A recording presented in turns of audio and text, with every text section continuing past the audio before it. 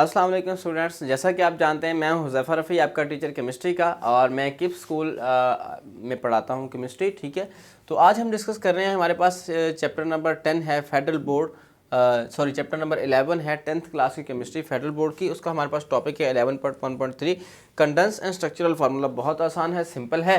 Formula जो है ना वो मैं आपको फर्दर थोड़ा एक्सप्लेन कर देता हूँ। 4 टाइप के होते हैं बेसिकली, उनमें से 3 हम डिस्कस कर लेते हैं। एक है हमारे पास मॉलिक्यूलर फार्मूला C4H10। ठीक है, हमारे पास अगर C4H10 है तो इसका मतलब है ऐसा कंपाउंड है जिसमें 4 हाइड्रोजन है और 4 कार्बन है और 10 इसमें हाइड्रोजन है। इसका अब हम बात कर लेते हैं, इसे हम कहते हैं मॉलिक्यूलर फार्मूला। ठीक है, फार्मूला। और इसके बाद हमारे पास जो नेक्स्ट है उसके बाद उसे हम कहते हैं स्ट्रक्चरल फार्मूला।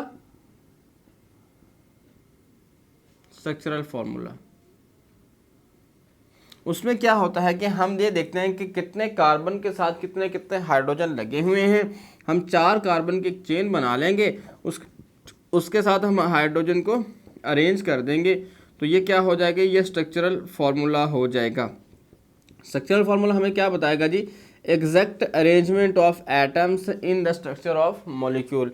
उसके बाद हमारे पास जो होगा नेक्स्ट होगा वो होगा कंडेंस फार्मूला। ठीक है,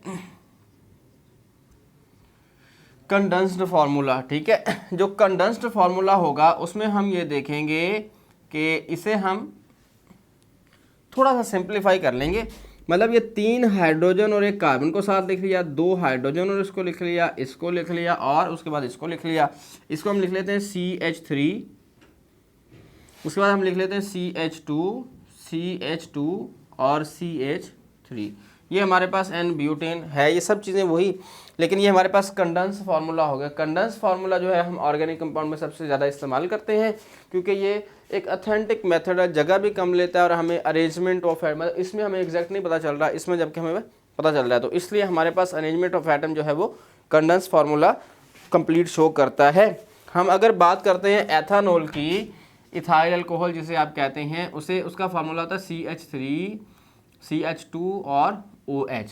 इस तरह से हम लिखते हैं, या हम लिख लेते हैं C2H5OH। ठीक है, मतलब C2H5 3O2 5 और OH। ठीक है, इसका हम स्ट्रक्चरल फार्मूला की अगर बात करें तो वो इस तरह से हम डिराइव करेंगे। 3, मैंने आपको लास्ट में बताया था कार्बन की वैलेंसी हमेशा 4 होती है, 4 वैलेंसी कार्बन की होगी। यहाँ पे CH2 हो गया, यहाँ पे OH हो गया।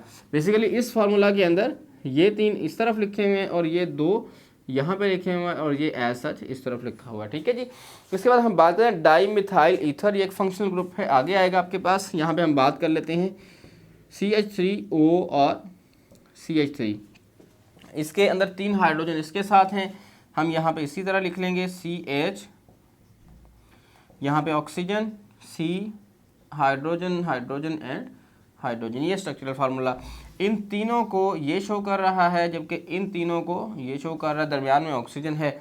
ये मतलब जो हमारे पास कंडेंस फार्मूला होता है ना, I think that this is the most accurate way और method for the preparation of any formula. उसके बाद हम बात करते हैं मिथाइल या इथाइल ग्रुप की, तो वो हम क्या कहते हैं, अगर फॉर एग्जाम्पल हमारे पास अगर CH4 है ना, इसमें से एक हाइड्रोजन को हम निकाल दें तो क्या रह जाएगा, CH3। स्ट्रक्चर बना लेते हैं, यहाँ पे हम आपके पास ये जी CH4 है। ठीक है, क्या है जी आपके पास CH4।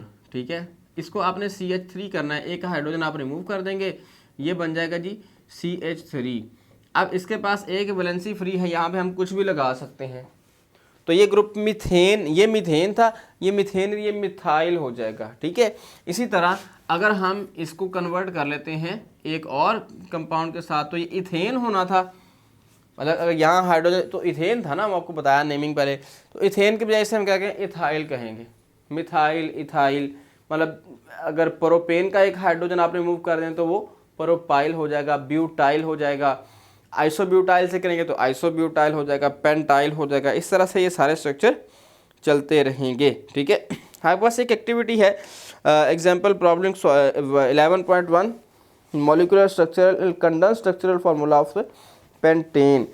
पेंटेन आपके पास क्या है जी, 5 कार्बन का कंपाउंड है जिसके अंदर आपने सारे 5 कार्बन बनाने हैं, उसी का आपने स्ट्रक्चरल कंडेंस मॉलिक्यूलर फार्मूला बनाना है। फार्मूला आपके पास जनरल होता है CnH2n+2।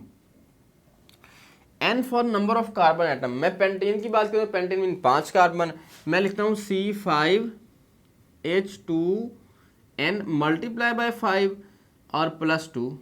ठीक है, क्या आ गया मेरे पास C5H10+2, तो ये आपके पास आ गया C5H12। ये मैंने ड्राइव कर लिया सिंपल, एक जनरल फार्मूला, ये आपको याद करना होगा। ठीक है, अब इसकी हम लिख लेते हैं। हमारे पास कार्बन कितने आ गए जी, आप इस तरह से बना लेंगे जी 5 कार्बन आ गए। अब आपने हर कार्बन के देखना है इसके साथ कितने बॉन्ड बने हुए हैं, कितने नहीं बने हुए। जितने नहीं बने वो आप साथ अटैच कर दें।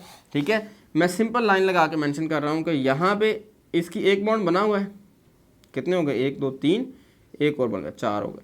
हाइड्रोजन लिखते हैं जी।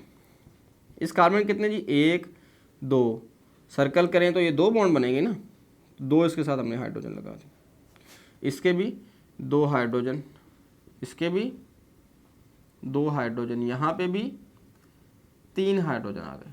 ये है आपके पास स्ट्रक्चरल फार्मूला। इसी को अगर हम कंडेंस करते हैं CH3 CH2 CH2 CH2 and CH3 N butane. ठीक है, और इसी के साथ हमारा आज का लेक्चर जो है वो ख़त्म हुआ। नेक्स्ट लेक्चर के लिए देखते रहिए। अल्लाह हाफिज़।